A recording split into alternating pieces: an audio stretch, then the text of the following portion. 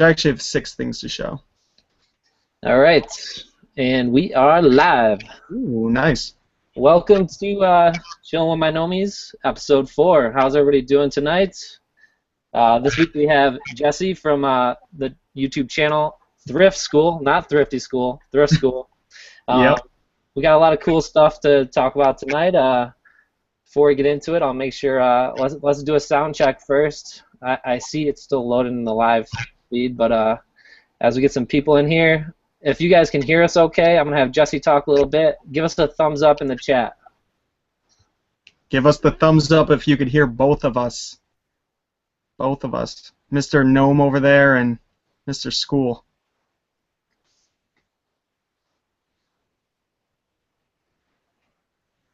All right, it looks like it's just going live now. Oh, all right. So what we just said is we're trying to do a sound check here, guys. If you're hearing us okay in the chat, smash a thumbs up.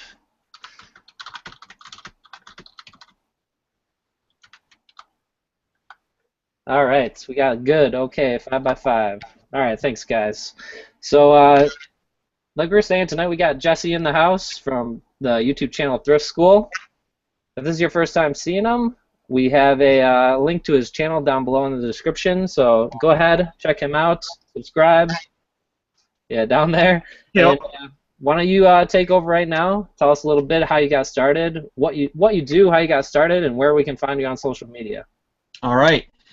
So, my name's Jesse. I run a YouTube channel called Thriftschool, and I actually just made a live website. It's live now. It's called thriftingschool.com, and basically, I started selling on eBay 2 years ago. Well, a little less than 2 years ago, a year and a half ago, and that evolved into Amazon FBA. I dabbled in Kindle a little. I also do merch, shirts by Amazon, Craigslist, all that fun stuff, and it's been going pretty well. I mostly do Amazon FBA right now. Cool. And so, what got you started at this game? When did you start? How long ago? What got you started? What got me started, I was working at a job. I was a photographer at a job for a company that sold a certain item on Amazon and eBay. And so I just saw how they were doing it. He was making a lot of money. It seemed really easy. So then I started just dabbling in thrift store stuff because I was watching videos on YouTube and seeing how people were able to buy from thrift stores. I felt that was probably the best way to start. So I got into that, and eventually I started making not a lot of money, but I got a little cocky, and I decided to quit my job. And so I didn't have a lot of bills or not too many responsibilities, so it wasn't too bad for me to leave my job. And then once I left, I realized I really had to kick it into high gear. And I started selling on eBay, learned about FBA, started selling over there like crazy. Then I started getting into Kindle and Craigslist and OfferUp and just trying to branch out onto all these different platforms to make some money. And it's been working. Yeah, it's crazy. So, yeah, I know you're like you said, you're all over the place. You're doing a lot of stuff. Amazon is probably your biggest By far. breadwinner, right? Yeah. And then merch is a new thing. We were talking a little bit about that. We'll get into that kind of later in the show, I think. But when you're going out, what are the kind of things that you look for on a day-to-day basis? On a day-to-day basis, I mean, I'm really looking for anything electronics, video games, kind of, they're almost the easier things to get into, but I've kind of stuck with them and have learned the most I can when it comes to that. I'm also I look for a lot of kitchenware. I do pretty well with kitchenware, surprisingly. You know, the basic books, CDs, things that you could scan real fast. I just run down the aisle and scan as many things as I can. I do all right with toys, and I've just recently started getting into clothing and shoes, and I think shoes are selling a little bit better for me than clothing right now. Cool. Yeah, so I've watched you for a while on Periscope and a little bit on YouTube, and I remember, so if this is the first time anyone's seen Thriftschool, I remember back in the early Periscope days when Jesse he's an entrepreneur. He found out how to get books for like pennies on the dollar, like less than free, 10 cents, Free. and sell them for $10 to $15. So You was taking it to like an extreme level. I remember when you were really, really hustling at the beginning. Oh Would yeah. you say that's correct? Oh yeah, definitely. There was a place at a dump basically where people donate their stuff, and I would kind of camp out there and just wait for people to bring their free stuff that they were donating, and I would just grab it all, whatever was worth money. I would just sit there and scan it because there was nobody really in charge of this area. So I would get video games that way, movies that way, books that way, and I still stop by there a couple times a week. Yeah, good. It's good to have that little sweet spot. Oh yeah. Let's do a couple shout outs for who we have in the building right now. We have Gerson, Aaron Anderton, Jenny Benny, Max Such a Deal, Jobs, Jim, Thrifty Treasures saying I love Pyrex. Jesse needs his pans and his Pyrex. Yeah.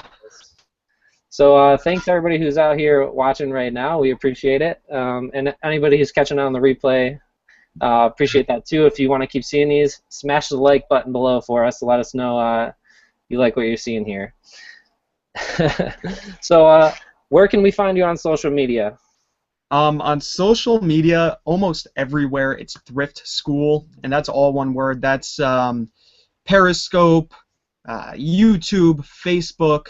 I know my Instagram is something different. If you go to my YouTube channel at Thriftschool, I post all the links to all my social medias in almost every single one of my videos in the intro, so it's easy to find me. Okay, cool. Yeah, and there's a link down below for that. So how many hours a week do you think you spend on your business? And I know you said you did a lot of stuff, so kind of just try to average it out on everything. Like just on your online business, what do you think you spend on average? This is kind of funny because the past week, I kind of didn't do anything. I mean, I spent less than 5 hours. And that's not typical. I try not to do that very often, but I just wasn't feeling it. But the money was still rolling in, which was awesome. I mean, I was still getting insane sales on Amazon and eBay, and I was getting a few merch shirt sales coming in too.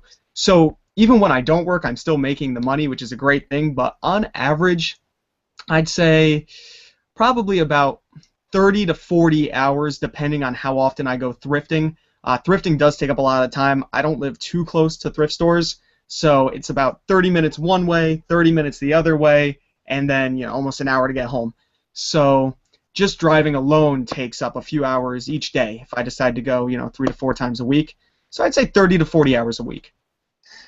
Yeah, definitely. When you have to source, and sometimes it feels like a day can drag on depending on how deep you're looking for items, I would say. Mm-hmm. Now, with the summer, hitting us, how have garage sales been doing for you? Have you mainly switched over to those, or are you still hitting up your thrift stores and stuff?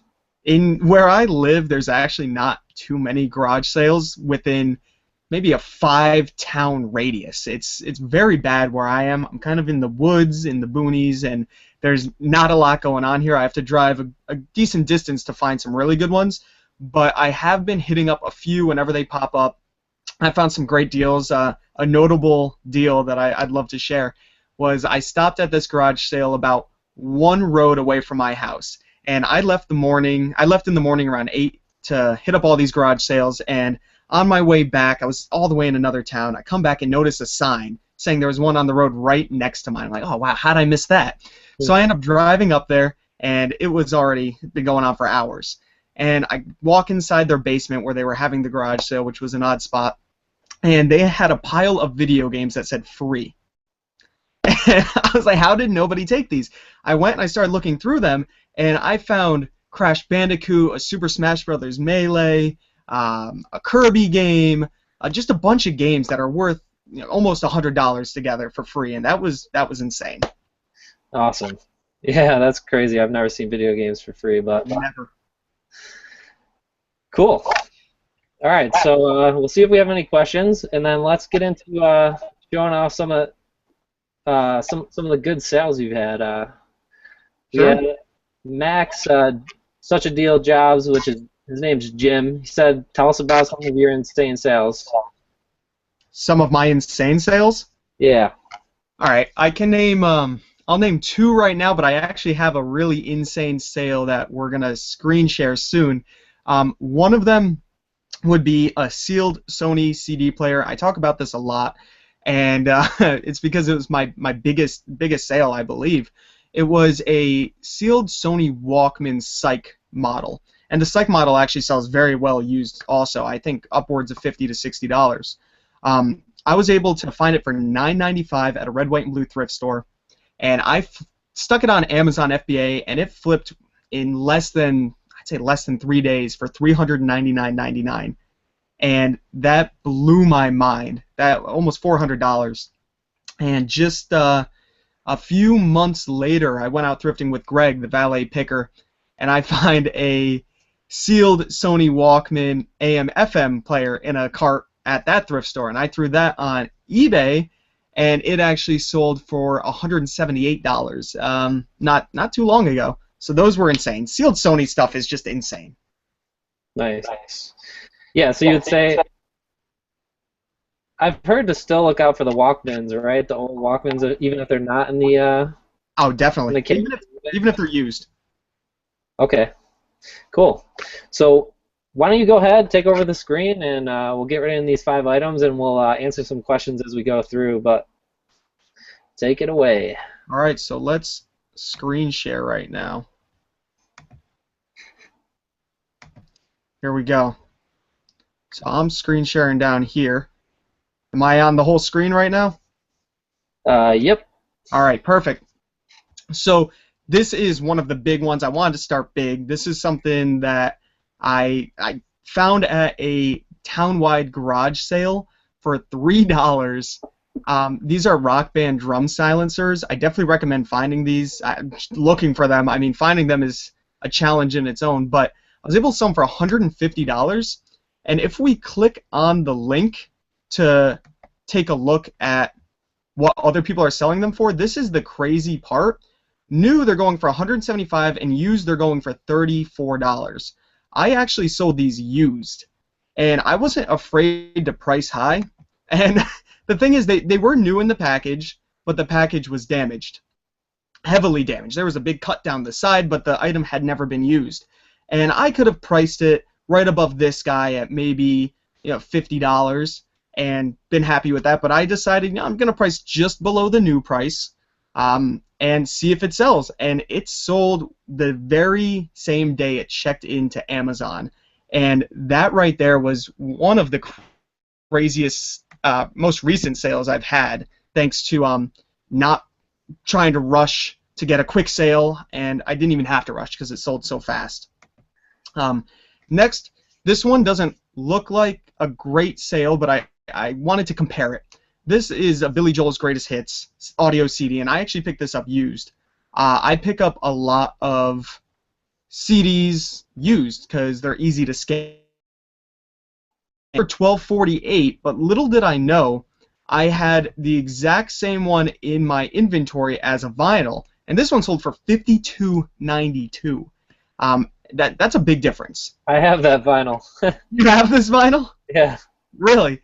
I mean, I didn't even listen to it, and a lot of people tell me, hey, you have to test these, and I pick vinyls up in bulk like crazy. There's no way I can test every single one of them.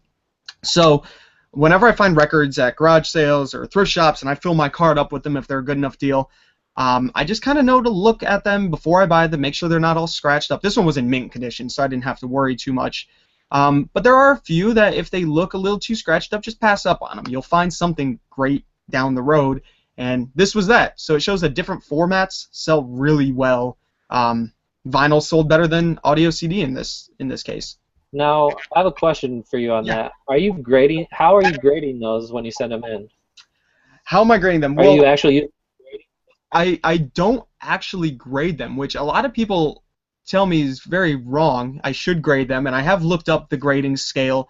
I'm just not a professional in records. I wouldn't know exactly how to grade them. If they look like they're in very good condition, I just check off very good and write a short description saying if the corners are frayed, if the record is in great condition. Sometimes I'll take pictures and post the pictures so people can see. But I just say if it's good or very good and just write a detailed description. And I think that helps because a lot of these professional graders will say VG plus, and all these random things that I don't understand, and I would rather read somebody's description telling me to the point exactly how it is. Yeah. That's just how I do it. Cool. Next, we have a Fraggle Rock complete series collection. This was an eBay sale because you can't sell DVDs on Amazon unless you're approved, and I'm not approved. I actually found this at a Goodwill, and I usually scan big box sets like this just in case, right on my Amazon seller app, and if they're going for a lot over there, then I'll check eBay. So I don't have to switch apps so much if I'm already in the Amazon mode. And I'm glad I scanned this. It was going for, I believe, 70 on Amazon, but eBay it was still going for 50, which is not too much of a drop. Normally you'll see a big drop in the DVD prices from Amazon to eBay. But I was able to get 50 bucks. I think I paid, I don't know, $7.95 for this guy. So that was a nice score right there. Yeah. And let's go over to the last one. This is a new but expired ink from HP. As you can tell on the back right here, it says it expires in June of 2015. So it's a year old, and somebody bought it pretty fast. It sold for $16.50, and I picked up a lot of 3 of these of different colors for $4.95 together. This is the second one I've sold. I have I have one more listed for $16.50, and I'm just waiting for that one to sell, and then I've more than quintupled my money. So that was a really awesome find right there. Definitely check them, even if they're expired. eBay, you can still sell them, and there was box damage on this. Still sold real fast. Awesome. All right, that's that. So let's stop my screen share. Cool. All right, thanks for sharing those. I think that's cool. Yeah, I hope that gives people some ideas of what to look for, and definitely check different formats for when you're looking at VHS or DVD or Blu-ray. I mean, there's so many different formats that are worth way more than others. I have more questions about the records because I'm kind of interested in those because I see them all the time at garage sales, but haven't gotten into them. Would you suggest selling them exclusively on FBA or using eBay also? I only do FBA, honestly. I just do FBA because it's easy. I could put 20 in a box, ship them out, and never have to look at them again unless I get a return. And I've only ever actually gotten one record returned, and this is with me not playing any of them. I do not test them. I do have a record player, but like I said, it takes a lot of time to test an entire record, especially if I have a stack of 25 of them. So I just take a look at them. I've had records in the past, so I do know what they're supposed to look like if they're going to play well. And I just ship them off, send them to Amazon, and they do all the work. Cool. And what would be what's the minimum you look for to send one in, where you're turning a profit? I mean, the storage fees are really small on those, or the shipping fees, or the Amazon fees. When they take that out, it's very, very small, and you can fit a lot of them in a box, which is great. I'd say probably around $12.95 would be the minimum. If I could pick it up for $1. I mean, I wouldn't go much lower than $12, $13. That's when you're getting into the is it really worth my time to take a look at it, and then to ship a record, you got to put it in a poly bag and tape that poly bag, and it just takes time and a lot of your poly bags that you could be using on other items. Yeah, good tips. And you did a video, if I'm recalling correctly, on how to ship those in, right?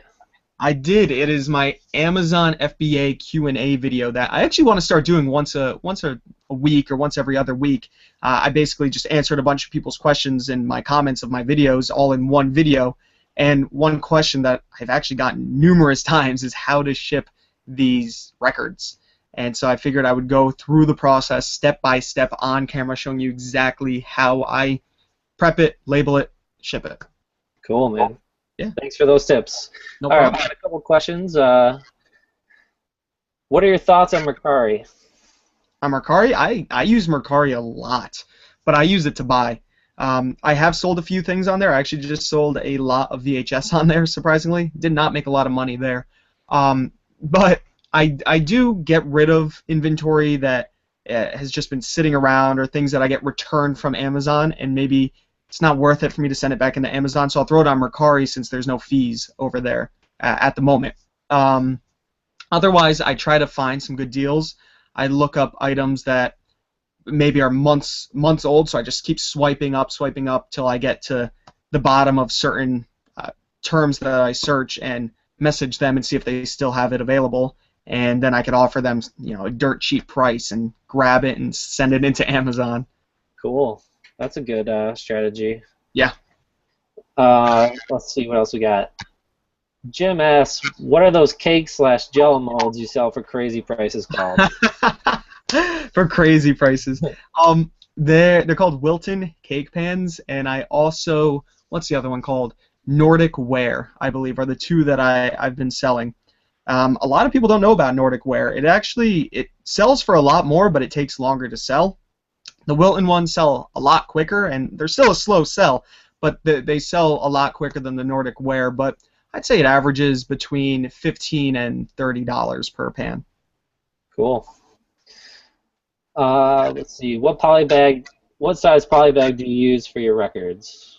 For my records, I have them right over there. I don't know the exact size. I believe it's. Ooh, I don't know. I really don't know the size. I do, in that video that I was talking about, that I have on my channel, the Amazon FBA Q&A. I have a link in the description to actually buy those polybags, and so it's even easier just to get to it that way. You can see it, read the reviews. They're extremely cheap, and Cool. you get, I believe, 100 of them. Cool. I just realized that I'm not showing my screen. You're Oh, getting full attention. There you go. That was good, though. All right, so I wanted to get some more. Why don't you do a little freestyling on video games? Because I wanted to go, I know you're always picking up video games. Why don't you start with, there was a question up earlier, what are your favorite systems to pick up? And then when you're looking at, let's start with that one, then I'll roll into the next one. all right. Probably, I mean, the best is going to be retro. I'd say Super Nintendo probably is the best. That one has a lot of heavy hitters, but a lot of people know to look for Super Nintendo, Nintendo 64, NES, those kind of things. Of course, NES has a bunch of gold mines, but there's also a lot of shovelware on that, a lot of cheap games. I don't know much about the original Nintendo. I've never owned one. I've never been able to test those games, and so I couldn't give you much advice on the original Nintendo. But for Super Nintendo, Nintendo 64, those are probably the best retro ones to get into, in my opinion. I'd say the easiest ones to find that are going to be worth the most are probably Wii and GameCube. I do really well with Wii and GameCube, and they're abundant. I mean, there are Wii games everywhere. They're not going to be home runs. There are home runs on the system. I'll give you two right now if I can think. My Horse and Me Gold Edition, which does not look like it would be a rare game. It's just a horseback riding game, but I sold it for over $90 when I found it, and used, not new. So that game's worth a lot of money. And another one that's kind of obscure is called Ju-On the Grudge, and it's a horror survival game, and that one's worth $30 to $40 used. Those are great to look out for. Not a lot of people know about them, so I like to put those out there. For GameCube, of course, almost anything Mario, Kirby, Zelda, Mega Man, all the names that you know, of course, are going to be worth something. Pikmin, but there are a bunch of hidden games out there. The best thing I could say is go on eBay or even Amazon. I do this all the time, and I just type in GameCube games, and on eBay I'll click on sold and do it high to low and just start scrolling. With Amazon, I just type in GameCube games and I just scroll and I just look through them until I see something I've never heard of before, and if it sells for 30 plus, cool, I'll keep an eye out for it. Yeah, then you can. I know you've also found yourself going into pawn shops and stuff, and you have these certain titles you're looking out for that you're able to go in there and target because you know that, right? Oh, of course, yeah. That's what's great. It's great to know them because at a lot of pawn shops, I try not to scan very obviously. It's a lot of people say, "Who cares? Just go in and scan in front of them. It's all right. They're trying to get rid of it." But at the same time, that could hinder you from getting a better deal if you act like you really want to play these games and you're really into it. And I actually am a video game collector, so I have hundreds. But if you walk up and bring up a stack and you just act so happy that you found these, they're more willing to give you a really good deal, and that I find that happens a lot. Awesome. Handheld systems. Looking out for those, I tend to see them quite often. What would you say about those? What's the resale value on those in general? And are they worth picking up? Surprisingly, I actually don't find handhelds very often at thrift stores. I do find DS games a lot at garage sales. DS games are at every garage sale I go to almost. Um, DS and 3DS have awesome resale. Pretty much any Mario game on those as well has amazing resale. And the Pokemon games, of course, everybody knows that. But something a little hidden where you could probably find these at pawn shops and I guess secondhand game stores. I found them also are PS Vita games, which almost none of them have gone down in price. And I find them at pawn shops usually between $5 and $10. And these things can go for insane amounts of money. One of the more expensive ones is Madden 13, where a lot of people don't realize that Madden games can be worth money. In this case, it is because it is the only football game for the handheld. And they don't have any plans of making any more. There's no earlier versions. It's the only one. So it's worth a good amount. And the interesting thing about it is it came the little cartridge only bundled in with a bundle system. So very few of them have the entire case. I've found a few with the entire case, and I've sold it for $100. It's not going for that much right now, I've noticed. It's going for about $80 on Amazon. But around Christmas time is when I sold it. And games jump like crazy around Christmas.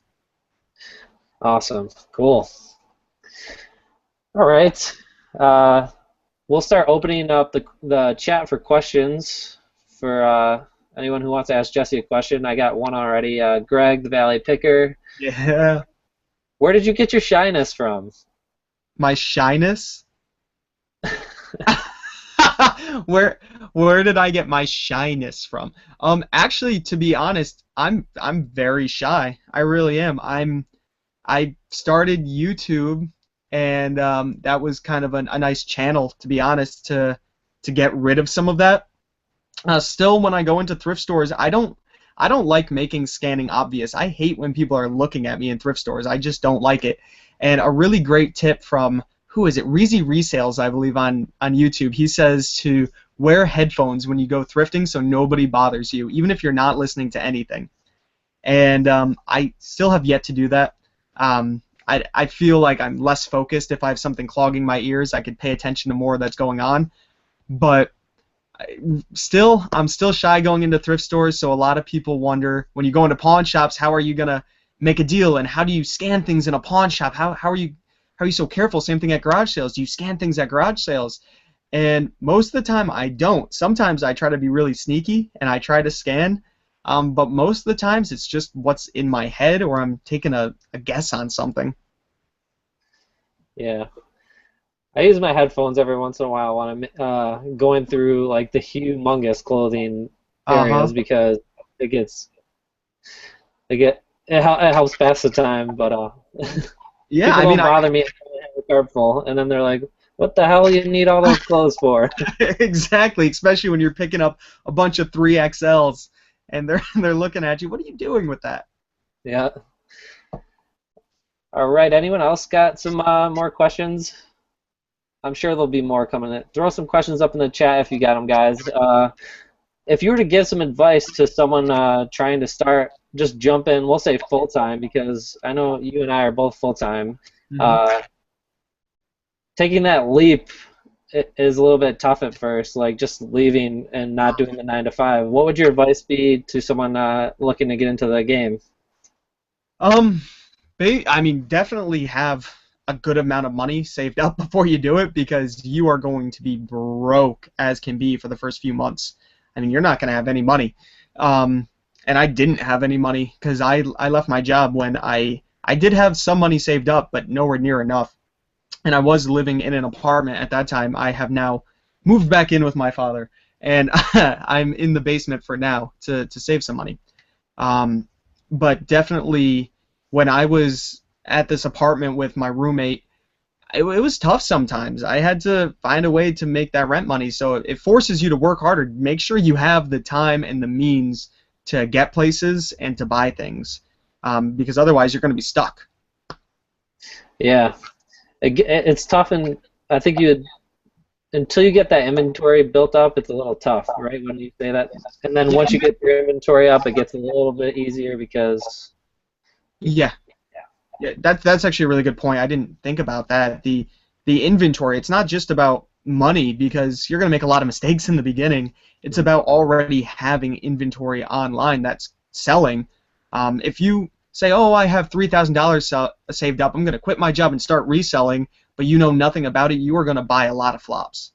A lot of flops in the beginning there. I still have flops from when I first started sitting in this room, as you can tell by all of this fun stuff behind me. Yep, everybody does, but you learn from them, so that's good. Exactly.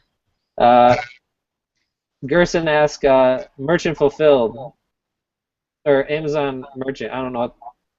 Can you clarify on that, Gerson? I'm going to go to the next one. How many game systems do you have? How many game systems do I have? Pretty much almost all of the ones from Super Nintendo and up. I do not have an original Nintendo, like I said. I do not have an Atari or anything like that. I used to, but I don't anymore. I pretty much have every single system. I'm talking Super Nintendo, Dreamcast, Genesis, Nintendo 64, and I actually don't have a PlayStation 3. So that's something I've never owned, a PlayStation 3. I'm never able to test PlayStation 3 games, so when I buy them, if they have more scratches than I'd like, I kind of pass on them because there's no way I can test them. But I do have, the Xbox, the Wii, the Wii U, Xbox One, PS4, all the handhelds. So a lot of people ask, oh, how they want to get into video games, but if you don't have the consoles to test a lot of the games, it can be daunting, I suppose, especially with the cartridge-based games that it's hard to tell if they're going to work or not. Definitely, yeah. I've been saving systems now too that I'm picking them up, so I have something to test. I'm waiting to find. Got something here. I'm waiting to find a cord for this. I might just buy it, but. There you go. Yeah, the NES. A really nice tip for you. Check AliExpress. You can get a cord for under $5 free shipping. Okay, sweet. It's gonna be knockoff, but it'll work. Yeah, it'll be just for testing. So. Exactly.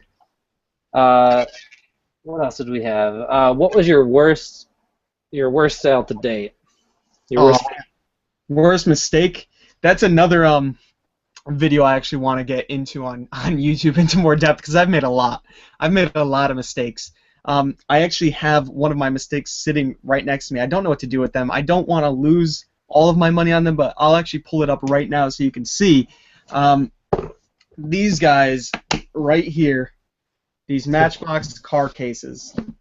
I picked one of these up from a thrift store for probably $3 to $5, and it sold the same day it checked into Amazon FBA for $150.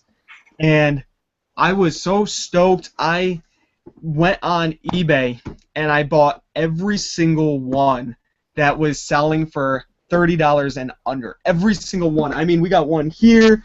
We got another one here. I mean, and these things are huge. They take up a lot of space.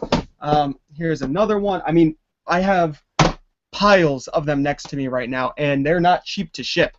And when I received them all, I went on Amazon and I was gonna list them all, and Amazon was on the listing at $22 Prime, and I don't know. It hit me, and I wasn't gonna return every single one of these. It had already been a couple weeks. I wasn't gonna be that person. I hate when people do that to me. So I just kind of figured, maybe I'll offload them on Mercari. So I've had these guys listed for $10 plus $6 shipping on Mercari, and not a single one has sold. I'm thinking about I don't really know what to do with them yet. I don't want to take a complete loss, but I might. Oh man, and it's sitting right next to you to remind you, Greg. I spent hundreds of dollars on those, and I mean, really, the only other big mistakes I've made was holding on to things for too long. I have boxes of Nerf guns back there. I buy things that are too big, and I never want to sit down and package this huge Nerf gun or these VHS DVD combo players because they take a lot of time to package and to ship. But if the price is good, then I'll still pick them up. But really, my one downfall is not shipping stuff off when I should be. Yeah, I hear that. That's hard. My personal business plan in my mind is like pick up stuff that ships easy. Yeah, I've been working on that. But then still, every once in a while, I'll pick up something big. I have a huge snowboard sitting right across from me. I mean, it's taller than me. It's giant, and it's retro from the '90s. I thought it was so cool, and I paid I think $25 for it. I thought I was gonna get a couple hundred for it, and it's just been sitting here forever. And I think I might just mount it on the wall because it looks really cool. We got Jim asks, he picked up a $2 PSP Darth Vader edition handheld. Heck yeah, that's the white one. I have two of those, and those have a really high rank on Amazon, an extremely high rank. PSP stuff, which is the main thing I collect, takes a while to sell. Nobody's really buying them too often. If people are buying them, they're buying the PSP 3000 model. I recommend buying those. Don't buy the 1000s or the 2000s. Nobody's buying them. You can see the model number right on the bottom, the base. If you flip it sideways, you can see it. It says it right there. There is the Darth Vader one. There's a red one, a camouflage one. The camouflage one, the purple one, like the really ones that you've never heard of and never seen, they sell because they're so rare. The Darth Vader one is out there. There's a lot of people selling it. It will sell if price here is the lowest. It'll sell. You'll make good money on it. $2 is an amazing deal.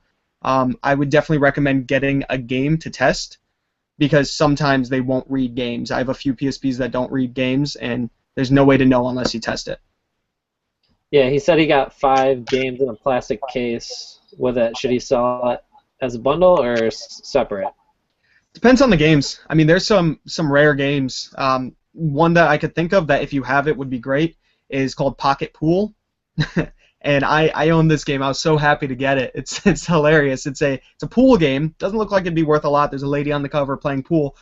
But the more you play the game and the more levels you unlock, you start getting pictures of girls in less and less clothing. It's basically a porno pool game, and it's very rare. And it goes for $25 loose.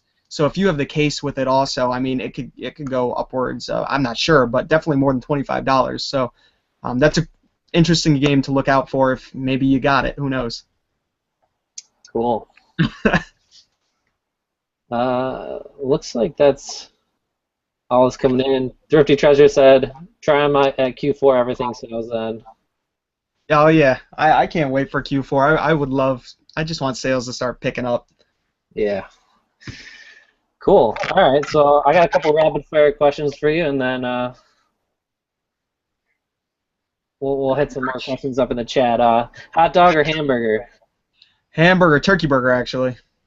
Long tail, or, well, you do it mostly Amazon, but let's say the long tail or the quick flip? Quick flip by far.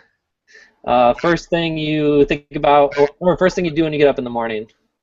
First thing I do, my dog wakes me up, so I have to let her out, and then I have a horrible morning because she usually escapes from the backyard, and I have to find her. If you could have a superpower, what would it be? Oh man, I've actually thought a lot about this. I would love to have super strength or to be invisible. I think invisible would be really cool. Yeah, they were both good ones. Oh yeah. Would you rather be stuck in an elevator with Bill Cosby or MacGyver? Oh my gosh, obviously not Bill Cosby, so anyone else. All right. Um, we had another question come in. Do you ever sell video games that you don't have systems for if they look to be in good shape? Oh yeah, yeah, I do. I So pick one up question. I pick up PS3 games, original Nintendo games. I still pick them up. If they look good, I'll sell them. Cool. Yeah. I mean, the worst you can do is take a return, right? Exactly. I actually have a return sitting on a shelf over there of a PS3 game that I guess didn't work. I mean, I think it works. It looks great. They returned it saying it wouldn't play. It looks perfect. I think it was customer buyer remorse. So Cool. Let's get into a little merch by Amazon before we wrap up here. I know that's something that you recently started dabbling with. Why don't you tell or talk about how that's going for you? And I don't really know how to moderate like this yet, but like just give your thoughts on it and how it's going so far and where you think it's going to be in the future of your business. yeah, definitely. I actually got into it a while ago. I got accepted back in October of 2015 when we were doing auto accepts for everybody. And Johnny, I don't know if you know Johnny, but he's Finn's fan on Periscope.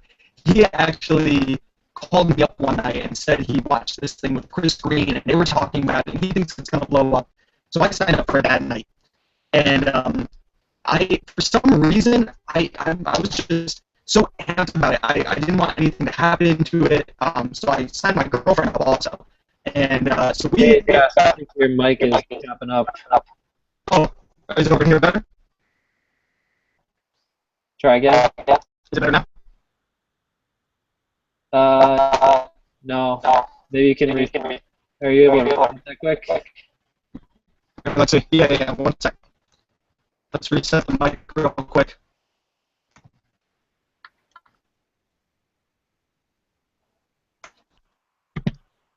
All right. Is it better now? Yeah, that's better. All right, cool. So he called me up. I set up 2 merch accounts, one for me, one for my girlfriend, and then I just got to work. I think I did all 25 designs in about a week, and they were one of my designs started selling insane. 3 to 5 a day. It was awesome. I was making good money. I think one of my first checks was $248, which was a lot. I mean, that was a month's pay. I only had 25 shirts up, if that, at the time, and it was really awesome. And that's back when they were doing auto tier ups or something like that. Tier ups weren't on hold, so after I sold those 25 shirts, I got tiered right up to 500. So I've had 500 that I'm able to do for a while, and I kind of stopped working on it. I just kind of let it run in the background. I was like, all right, cool. I'm making $250 a month without doing anything. I figured I'm just going to leave it. And eventually I noticed my checks were getting smaller and smaller because more and more people were hopping onto merch and copying designs and all this crazy stuff, which happens so much. So it got all the way down to about, I'd say, $12 a week. And I noticed that I think maybe even one week it said $6 because I had one sale. And I thought to myself, wow, I really want to get this back up. So as of 2 weeks ago, I just started banging out T-shirt designs, and right now I'm at about $40-something for the week. Almost all my shirts are priced at $20, and definitely trying to ramp it back up. Promote my shirts by posting them on random websites, Reddit, things like that. And I mean, I see it blowing up. What about you? Yeah, definitely. I definitely see a lot of potential with it. So it'll be interesting to see where it goes. We were talking earlier, right before the show. I think I have 182 live as of today. So I'm ramping up. I'm really Yeah. ramping up big time and just trying to get my designs maxed out because I've just every time I double my designs, I've seen my income double. So the other thing I was saying is I'm making sure I'm unique. Copying isn't gonna get you anywhere. If Got it. you guys are jumping into merch, you got it. You can take a phrase or saying that's text based and do it your own. Like that'll work. But if you can come up with something in that niche that's completely unique, you're gonna be. I've had when I've spent like maybe like I can spend like 5 to 10 minutes on a design. That's my average, I would say. But then if I spend like I spent 25 minutes on one design today, and like I just took an image and like I really peeled it back, changed some colors on it, and then I put a text, like a small, not even a quote, just like a punchline underneath it, and just made sure it was centered and it looked really nice and the colors blended well. And literally, it takes like 15 minutes to an hour depending on what time it is for that shirt to get approved. 5 minutes after it went live, I had a sale for Wow. 19.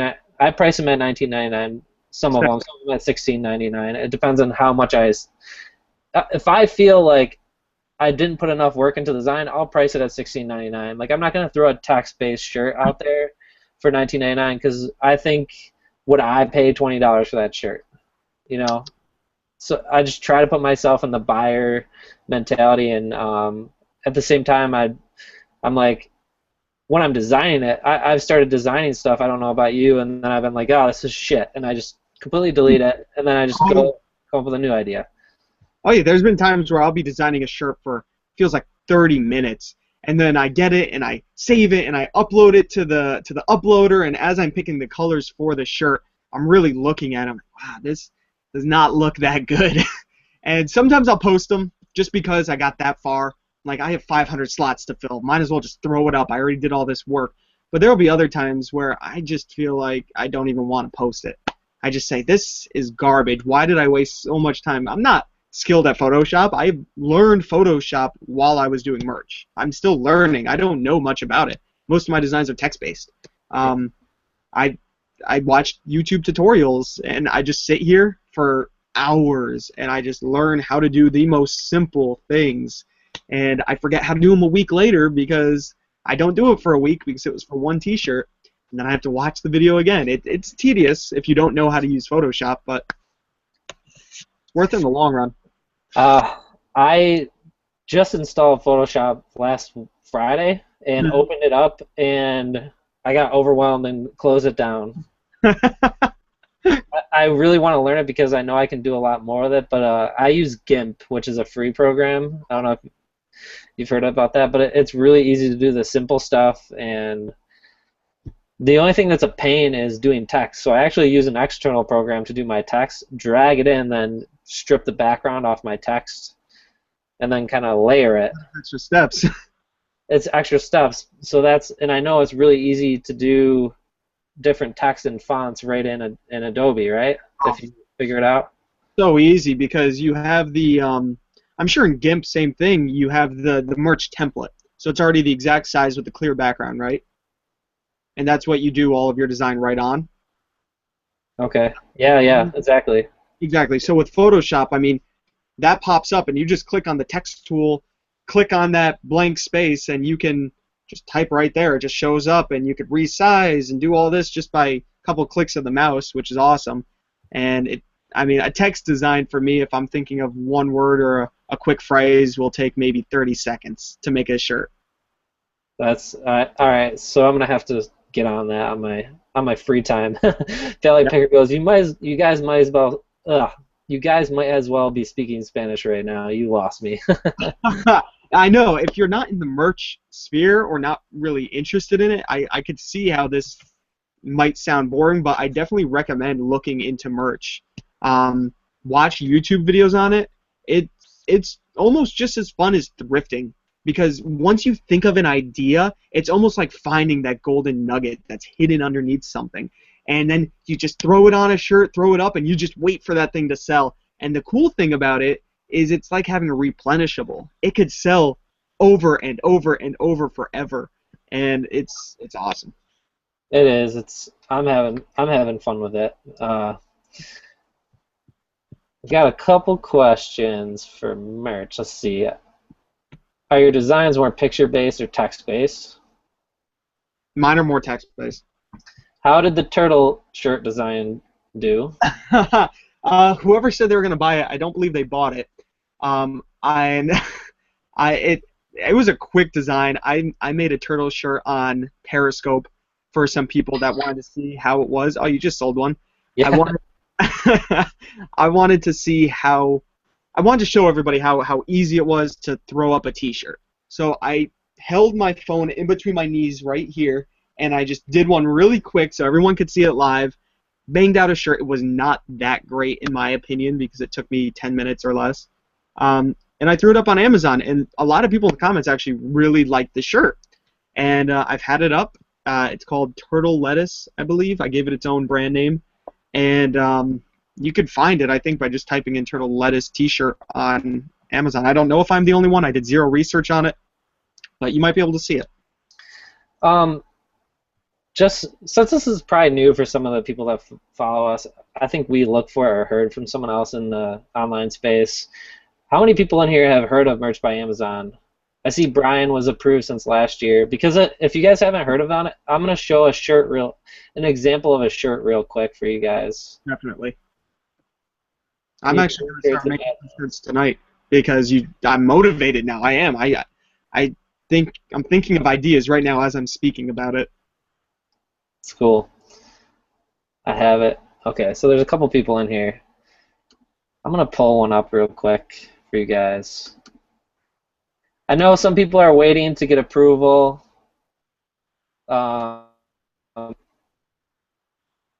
They had some capacity issues where they locked it down. I know I've been talking about that in my videos. I wouldn't worry, you guys. It's only a matter of time. They won't take too long. I'm going to show a really cool shirt while I was flipping through stuff today. So I look through stuff that's out there. Where I do screen share here. Here we go. All right. Is that full screen for you guys? Oh, that's a nice one. Look at that. Okay, so this is what an example of a listing. Wait, why is it showing? Are you guys still seeing it? Yeah, I see it fine. I hope they do. Okay, so this is a very this is a very simple shirt. It may look complex, but it's pretty simple. If you see this when you're looking through them, that's all the Amazon shirts have this. You can do a back design, but once you do that, it cuts into your profits by another $3 just about. And if you want to search for these and browse, you can highlight this part right here, lightweight classic fit, copy it. You can come up here. This is going to pop up. I always hit Prime. And this is going to pop up all the shirts, the merch shirts that are selling on Amazon. This is random. Did you know about this, Jesse? Yeah, I definitely see that. I was just going to say, I already see a copyright infringement at the very top. Yep. Right here, right? Yep. Even this one right here. So, this is, those are examples of stuff that you definitely don't want to do. Don't do this. There's a lot of different versions of this shirt right here. Oh, yeah. That Trump one's pretty funny. I like that one. I've never seen that. But, let's see. Look how many Cuba shirts there are. I know. Going through, all right, so obviously, here's a good example. Now, this is borderline. Is this okay? Is this not okay? I guess they're not breaking copyright, but if you know this quote, this is from Game of Thrones. They use the text, if you see the O's, and they use Thrones up here, but they didn't use Game of Thrones anywhere in their description. So Amazon isn't going to scrape that. They could be promoting this on a Facebook page because I saw the sales rank. This is insane. So 2,000 in merch and clothing, you're selling probably 10 to 20 a day, 10 to 20 shirts a day. Yeah, at least. I mean, that's an insane rank. I haven't even seen that low of a rank for merch. Me either. So, if you're at 100,000, that's about one a day. I would say, right? Does that sound right to you? Yeah, I mean, yeah, for 100,000, yeah, one a day sounds about right. Yeah. I didn't say as low as 90,000 to even 150,000 could be one a day. Yeah, I think that makes me cool shirt. I shine. Just check the. Okay, yeah, check the Gov website for yep. What's the rules when it comes to copyright infringement? What happens to people's accounts when they busted? They give you a strike. They send you an email. I've gotten one when I first started on my 25. I think I used Star Wars, and I was doing like a play on a Star Wars shirt. I didn't have Star Wars anywhere on it. It was like a play on Star Wars or whatever you call that. And just for having Star Wars in the text, Amazon just takes it down. I don't think there'll be you're not going to see any lawsuits because they have to sue Amazon. Um, so the general consensus is like who wants to sue Amazon? Yeah, right. Like it's not gonna work. Amazon's gonna do their best to patrol these shirts, and I'm sure they're gonna come up with automated systems. You know, they're already scraping for normal stuff like Star Wars, Harry Potter, any of those huge blockbuster names where they know that the people are looking for copyright infringement. They're going to be taken down immediately. So it's mostly if you have that text anywhere in your listing, they're gonna find it quick and take it down. If I'm you're not using the text, it's kind of as of right now, it's kind of fair game because you can make something for a Facebook page, uh, which I have done, based around a TV show or something, and I haven't produced more than 5 sales on it, but it's kind of like a test that I was doing maybe like 3 months ago, um, where you're doing a play and you kind of have something like clearly from that show in there, and it's not going to scrape it because if it's a unique design, you know, they can't scrape your image and say this is copyright infringement. You can just use general titles. So, I mean, you can still use it for targeting a Facebook fan page or something, which I'm sure you guys have seen ads for. A common one I see is Always Sunny in Philadelphia. Huge fan pages for them. Anyone marketing them, they're making tons, but my tip on that would be don't do it because use Teespring because you can't convert with the Facebook ads. You can't track conversions with the Facebook ads through Amazon because you can't use a tracking pixel on Amazon. So the whole, I know I'm getting crazy into the ads, but hopefully this helps. If you get into Facebook ads, this will help you. You cannot track your conversions, and that's why Facebook ads are so amazing. So don't even try. I mean, it's really worthless unless you're building a fan page and then pushing traffic over. So now, do you use Teespring? Uh, no. Maybe I will. I'm still the fan pages I'm still building organically now. Like I've pushed likes up, and now I'm just doing posts and asking for doing. You can create these fan pages pretty easily by getting a following started, like paying for like 300 to 500, and then doing posts.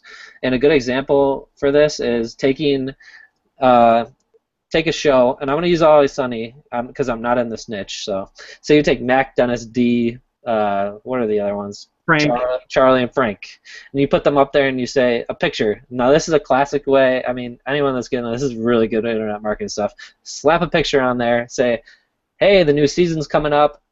Who's your favorite one to watch in Always Sunny? And then you post the Facebook emojis. You copy and put those in a pixel or a photo editor. So you put like a heart, a angry face, a smiley face, a laughing face, and then share with your friends and you know comment on you ask them to comment and like pick who they like the most.